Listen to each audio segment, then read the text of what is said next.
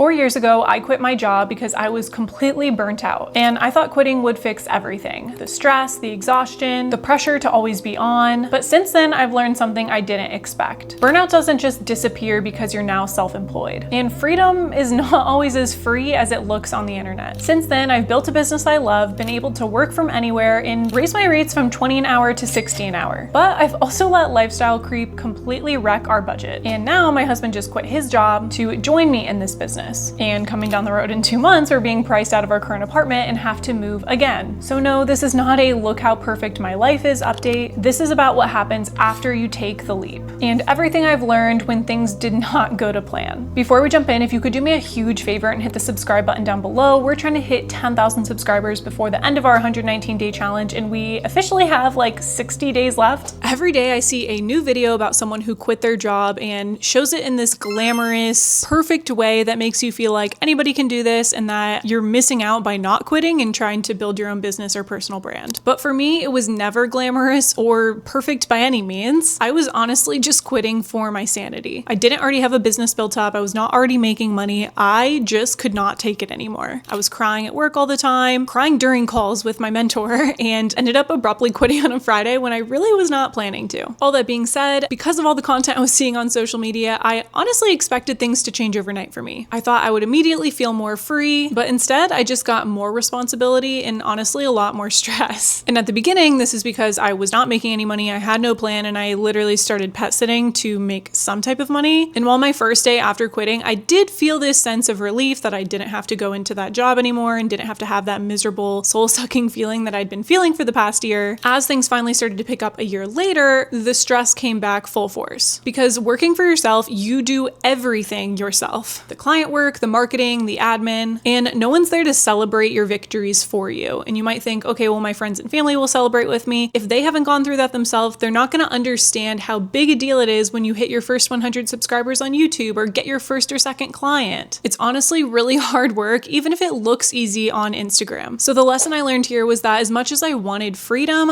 without boundaries was just intense chaos and a crazy amount more stressful for me. I had to learn to set limits for myself and create some type of controlled freedom so that I didn't just constantly feel like I was spinning in circles and not getting anywhere. But that early chaos did push me to figure out how to actually make freelancing work for the long run, which meant learning to value my time and skills in ways that I never had before. I started my freelance journey charging only $20 an hour after leaving a $60,000 a year corporate engineering job. So obviously this was quite a pay cut. But over 4 years, I've now bumped it up to $60 an hour because I have learned my worth and also tweaked my skills and learned new things along the way. And although in the corporate world, to get a raise, you really just have to focus on increasing your skill set and learning to obviously negotiate for it and just having more time in the industry. In the freelance world, none of that actually really matters. It just took a lot of awkward conversations and figuring out how to confidently charge what I knew I deserved, which I still struggle with to this day. But the biggest learning lesson is that once I was making a lot of money, the lifestyle creep hit me very hard, like really, really hard. While I was in my corporate job, I obviously was making pretty good money. Me and my husband were both working, so we had a joint income. We did live in DC, which was a very high cost of living area, but we were there during COVID, so things weren't as expensive. So we had quite a bit of leftover money each month to save and work towards paying off debt, and we did pay off quite a bit of debt before I quit my job. But that year after quitting my job, where I was making basically no money, we ran through a bunch of our savings, and I started to feel this stress around the concept of making money, as well as this anticipation or excitement for what my life could look like once I made more money. Again, this goes back into all the social media content I was consuming about people who had quit their job and were now making 6 figures every year, or even more sometimes. And I watched their lifestyles go up and up and up. They bought huge houses, they went on extravagant trips, and I thought, oh my gosh, one day we're gonna have that too. And that became my daily dialogue of one day we're gonna have that life, I just have to keep pushing. So when I had my first year where I made a good chunk of money and actually made more than my old corporate job, I really went hard on the lifestyle creep and started spending on stuff I didn't even really want. I mainly just felt like I had to keep up and prove myself after that year where I was judged for leaving my job and doing gig work and other things that people thought I was better than, like I shouldn't be doing that for some reason. On top of that, I was feeling again that extreme burnout come back, which I was not expecting and not prepared for, which left me with dealing with some health issues again, a lot of tension, TMJ pain. So I started blowing a bunch of money on different treatments treatments like chiropractic care and massages and saunas and all of this extra self-care type of activities to hopefully improve the physical symptoms I was dealing with from burnout. And what I know now is that more money does not automatically make your life easier. If you don't get intentional with your spending and your time, stress will sneak right back in. Suddenly, 2 years after leaving my job and now finally making more than my old job, I was no longer feeling that freedom I felt when I was actually making way less money. And instead, I felt trapped by the need to keep earning money to keep up with this lifestyle that I had created that, again, I really didn't even want. Making more money means absolutely nothing if you don't protect your time and your energy. You have to continuously set boundaries, otherwise you end up working 24/7 just to keep pace with your spending. And that is a quick road back to burnout. So I slowly started reining things in, but things took a turn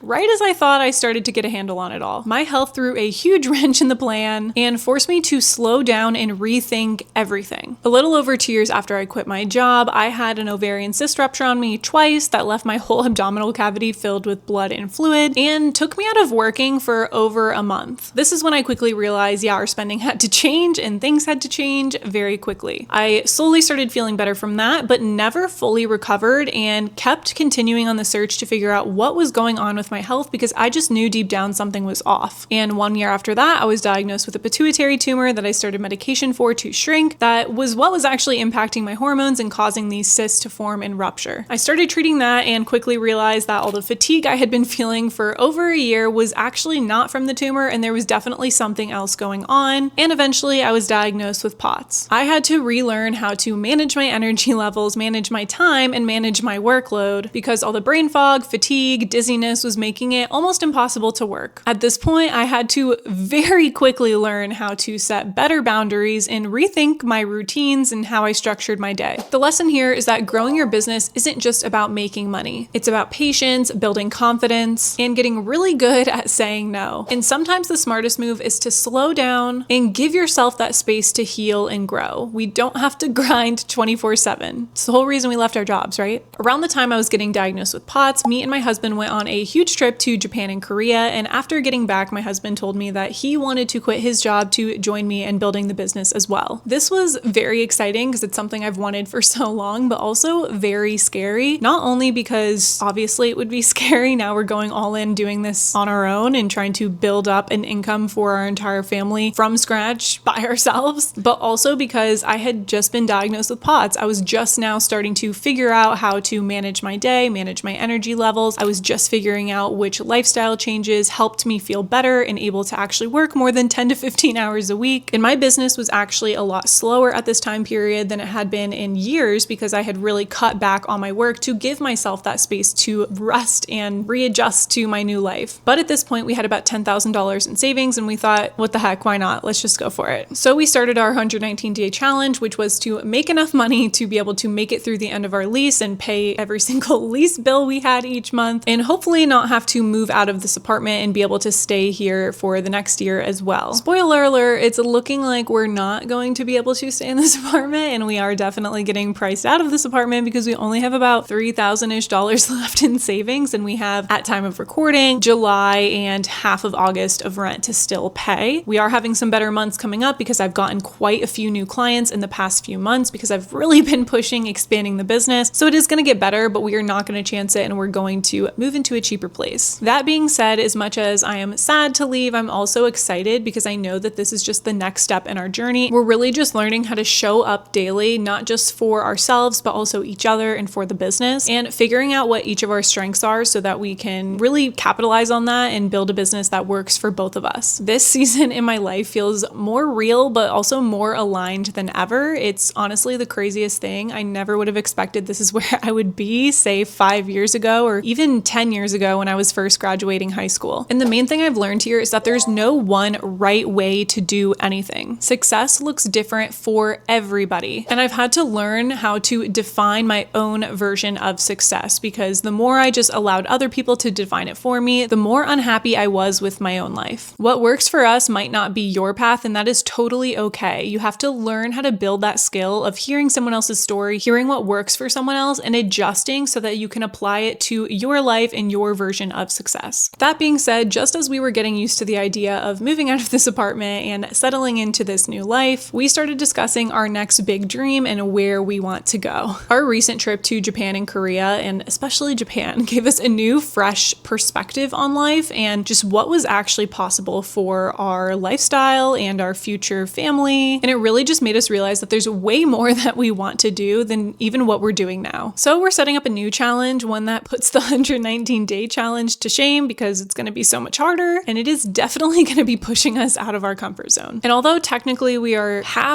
passing and half failing the current 119-day challenge, I've truly learned and accepted that growth is not simple or quick. It's a slow and oftentimes very frustrating process that really has no finish line. You kind of just keep moving the goalpost to the next goal, because the lesson here is that you're never truly done. Literally, you're not done ever until, you take your last breath. So we have to just keep pushing towards something else, and not in like a depressing way of that there's always a new goalpost in this kind of you're never celebrating yourself, you never feel like you're actually achieving, but in a way that each new goalpost is a new fun challenge that you get to work towards, which I find very fun and exciting about life. I remember when I was younger, I always viewed these goalposts as this is when I'll be happy when I finally reach that next goalpost, but I now look at it like every time I set a new goalpost, it's a new phase in my life with new challenges and exciting opportunities that I get to continuously work towards each day. Really, it's more just about, enjoying the journey instead of enjoying the finish line type of thing. We all know that concept, but being able to actually live that out has been a huge shift in how I view my life and how much happier I am with my life. You basically just have to learn to be okay with all the messy parts in between the beginning point and the end point of whatever goal or path you're trying to go down. That being said, if you're interested to hear more about what this challenge is going to look like that we're taking on next, which it'll begin about the end of August, around the time we're going to be moving out of this place, then make sure to subscribe and follow along, because I'm so excited to share more about it and take you guys along with us. And thanks for hanging out with me today and hearing the true story of the past 4 years since I quit my job. If you're on your own self-employment journey or thinking about quitting your job, then leave a comment down below and tell us all about your experience, where you're currently at, and what your next goalpost is. And maybe even share what the scariest part has been, because I find it interesting to see, because a lot of people have different areas that feel scarier to them. And if you haven't already heard about our 119-day challenge, the one we're currently in, then go watch this video next, because I walk through exactly what the challenge is about and why we're doing it and the exact goals we're trying to reach within that challenge. But that is all I have for you guys in today's video. Thank you so much for watching, and I'll see you in the next one.